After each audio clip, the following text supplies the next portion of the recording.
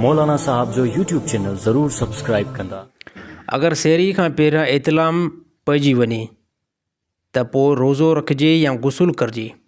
अच्छा, ॻाल्हि इहा ज़हन जे अंदरि रखे त जेकॾहिं कोई बंदो राति जो सुतो ऐं सुबुह सां उथियो त उहो जनाबत वारो हुयो या घरवारी सां सोबत कयईं राति जो ऐं सुबुह सां जीअं जो शहरी जे लाइ उथियो त टाइम जेको आहे बिल्कुलु थोरो हुयो, त हाणे उन में छा करिणो आहे? तमामु साथी जेको आहे परेशान थी वेंदा त हाणे यार जनाबत बि आहे त हाणे असां जनाबत जो गुसुल कयूं या रोज़ो रखूं?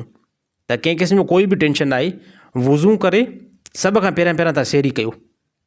शहरी कंदो, इन खां बाद में भले आज़ान थी वञे, कंहिं क़िस्म जो कोई बि टेंशन न आहे। तव्हांजो रोज़ो जेको आहे थी वेंदो। जनाबत जी हालत में शहरी बंदो करे सघे थो। ऐं जेकॾहिं अगरि टाइम ज़्यादा वसी आहे, टाइम तमामु ज़्यादा आहे, तव्हांखे इतलाम राति जो पियो आहे पर हाणे कलाकु ॾेढ आहे, घरवारी सां राति जो सोबत थी त रोज़े ख़तमु थियण में कलाकु ॾेढ आहे, त हाणे तव्हां आसानी सां जेको गुसुल करे वेंदव। पर जेकॾहिं ॾिसो था राति जो जनाबत पई आहे, घरवारी सां सोबत थी आहे, हाणे सुबुह सां शहरी जो टाइम इंतिहाई घटि बीठो आहे, 10 मिंट बतो आहे, 15 मिंट बतो आहे, त हाणे जेकॾहिं अगरि तव्हां गुसुल कंदव त तव्हां खां शहरी थी वञे। त हाणे इन सूरत में छा करिणो आहे? इन सूरत जे अंदरि तव्हांखे सभ खां पहिरियां वुज़ू करे तव्हांखे शहरी करणी आहे। त आज़ान थी वञे, भले थी वञे, आज़ान खां बाद में तव्हां गुसुल करे सघो था।